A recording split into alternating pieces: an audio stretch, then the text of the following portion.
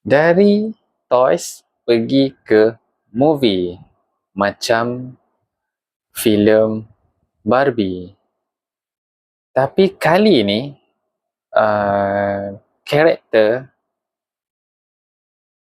aku tak sure karakter ni dulu mungkin famous dia punya mainan tu. So kali ni dia karakter tu difilmkan. Ya, ini adalah review Master of Universe lakonan Nicholas Galitzine, Camila Mendes dan Jared Leto.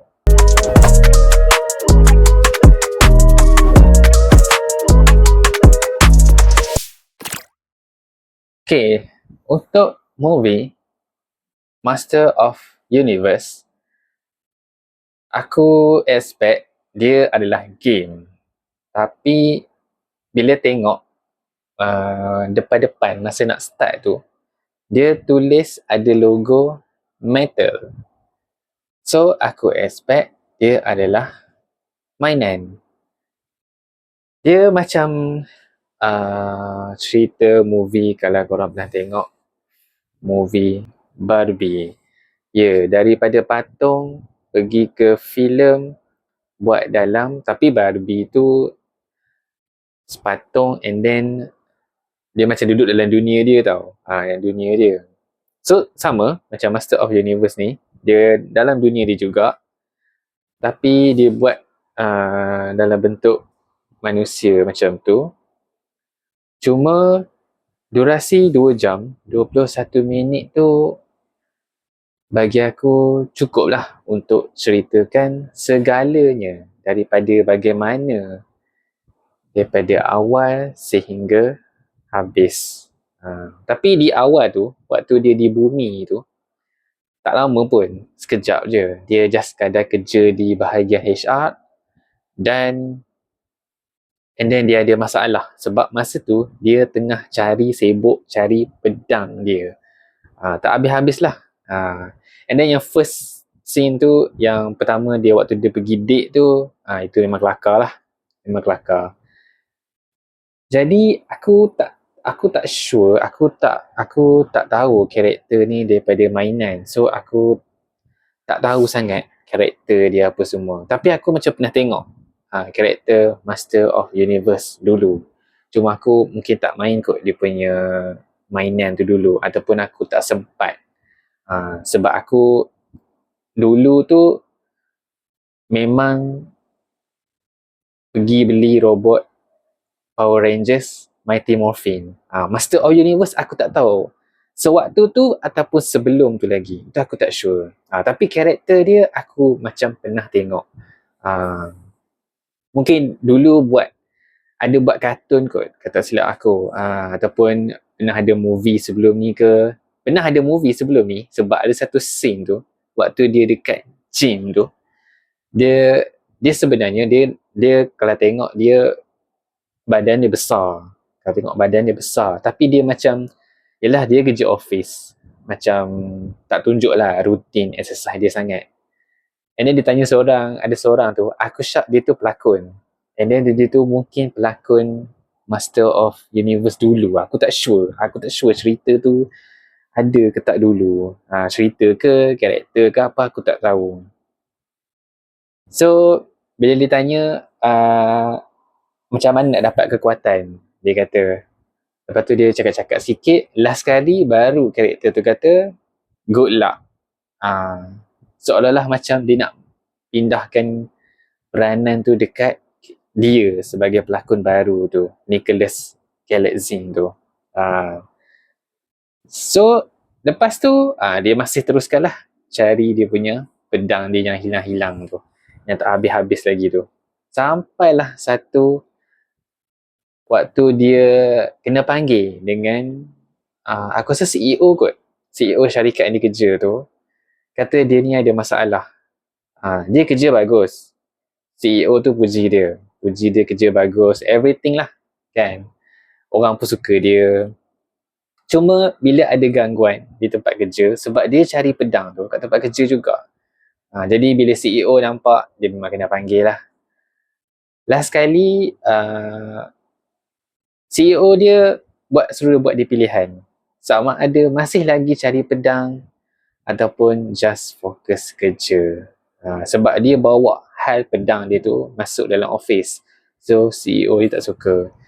Waktu tengah dia kena ceramah tu, dia dapat satu mesej, ada orang jumpa pedang dia.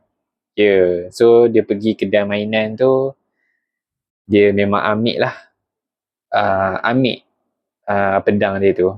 Dan bila dia ambil, dia ada satu ayat dia kena ucap untuk dia dapat kuasa tu.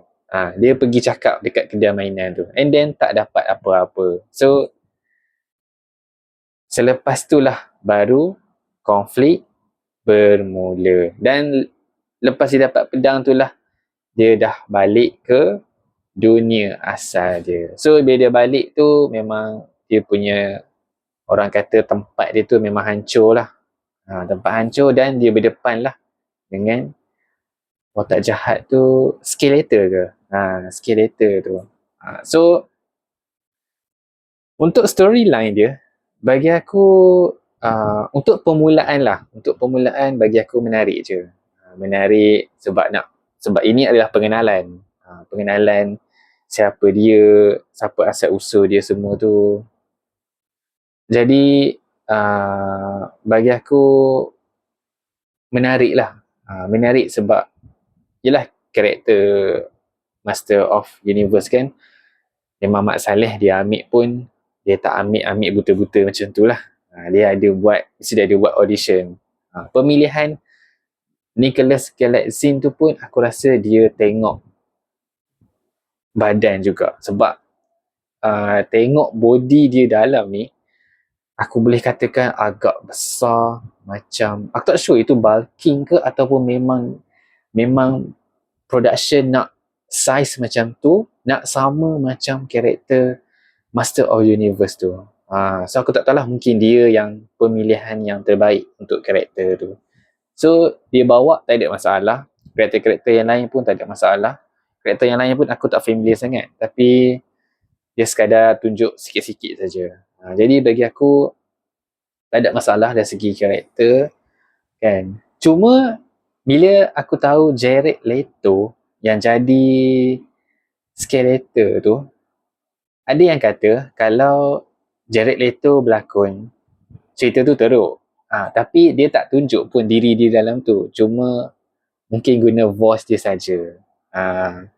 And then aku bila tengok Master of Universe ni, ada yang kata first time tengok watak jahat kelakar.